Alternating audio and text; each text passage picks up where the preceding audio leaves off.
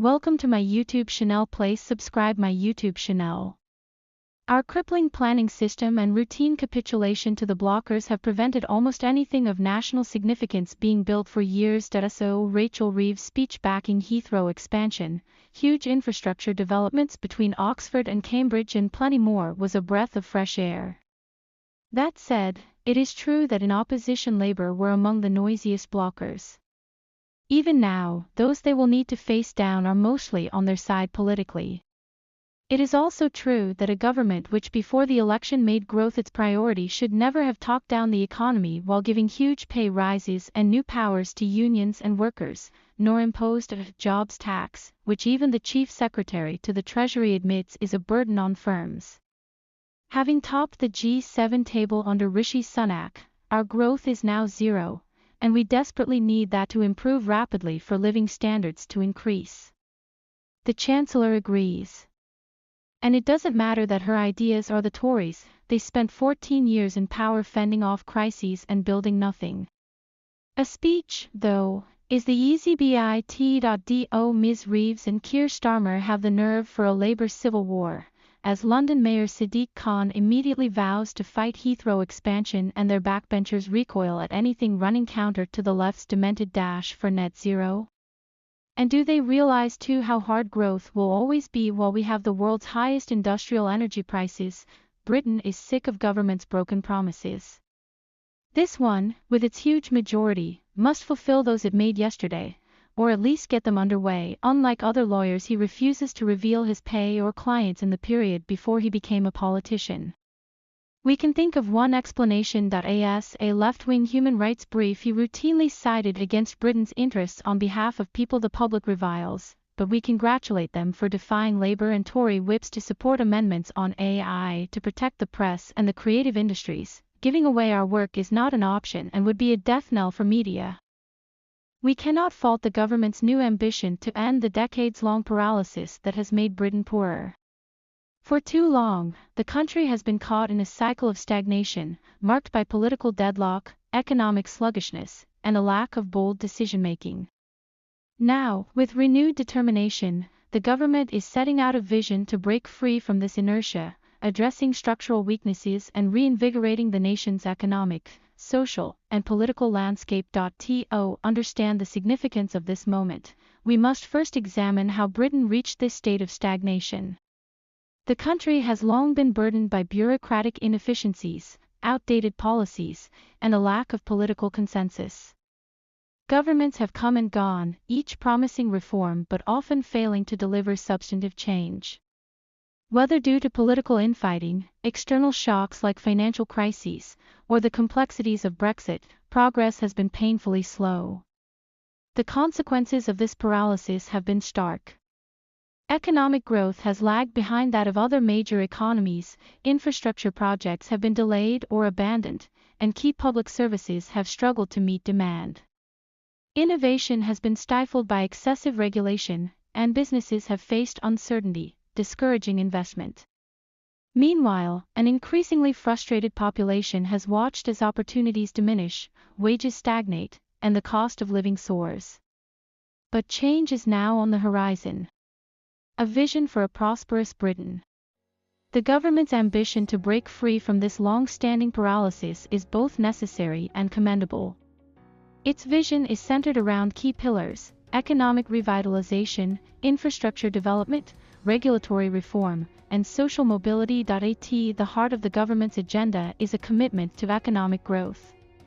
Britain's economy needs a fresh injection of dynamism, one that fosters entrepreneurship, attracts investment, and supports job creation. To achieve this, the government is focusing on reducing red tape, reforming taxation, and investing in high-growth industries such as technology, green energy, and advanced manufacturing. One of the most critical aspects of this strategy is ensuring that small and medium-sized enterprises, SMEs, have the support they need to thrive. SMEs are the backbone of the British economy, and by cutting unnecessary regulations, providing financial incentives, and fostering innovation hubs, the government can unlock new economic potential. Moreover, a renewed focus on international trade will be essential. Brexit has presented both challenges and opportunities, and the government must leverage its ability to negotiate new trade agreements that benefit British businesses. By expanding global trade partnerships, particularly with emerging economies, the UK can position itself as a leader in the global marketplace. 2. A 21st century infrastructure revolution. For too long, Britain's infrastructure has lagged behind its European and global counterparts.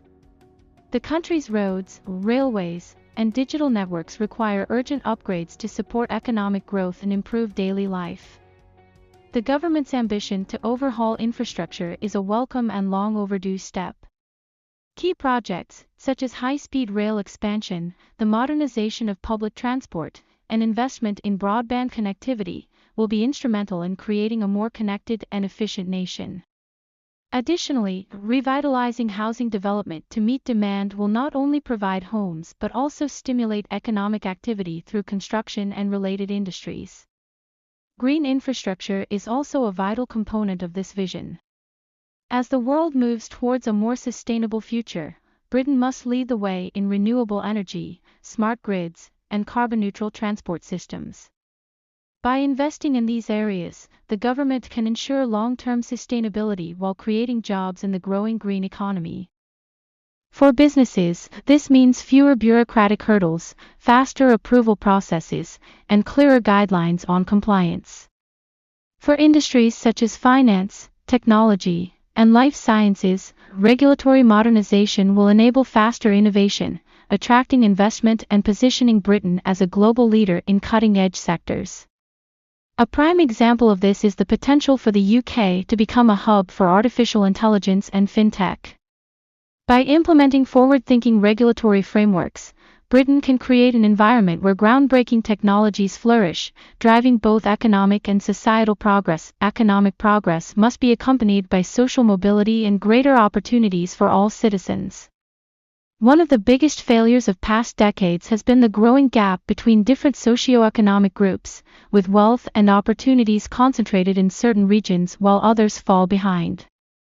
The government's ambition to tackle this issue includes investing in education, skills training, and regional economic development.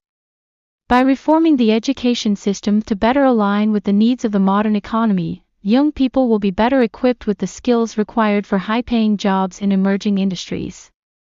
Furthermore, improving access to apprenticeships, vocational training, and lifelong learning will ensure that people of all ages can adapt to a rapidly changing job market. This will be particularly crucial as automation and artificial intelligence transform the nature of work. Overcoming the barriers to change. While the government's ambition is commendable, realizing this vision will not be without challenges. Decades of inertia cannot be undone overnight, and resistance to change, from entrenched political interests to bureaucratic slowdowns, will be significant. Public trust is another critical factor. After years of broken promises and stalled reforms, many citizens remain skeptical about the government's ability to deliver meaningful change. Transparent communication, accountability, and tangible results will be essential to building confidence in the new direction. Funding is also a key concern. Ambitious projects require substantial investment, and balancing fiscal responsibility with the need for bold spending will be a delicate task. Strategic partnerships with the private sector, innovative financing models, and careful budget planning will all be necessary to ensure that reforms are both feasible and sustainable. A defining moment for Britain's future. Britain stands at a crossroads. The government's ambition to break free from decades of paralysis represents a defining moment in the nation's history. If executed effectively, these reforms have the potential to create a more prosperous, innovative, and socially mobile Britain, one that is competitive on the global stage and offers opportunities for all its citizens. While challenges lie ahead, the alternative, continuing down a path of stagnation, is simply not an option. Britain has a rich history of resilience, ingenuity, and adaptability.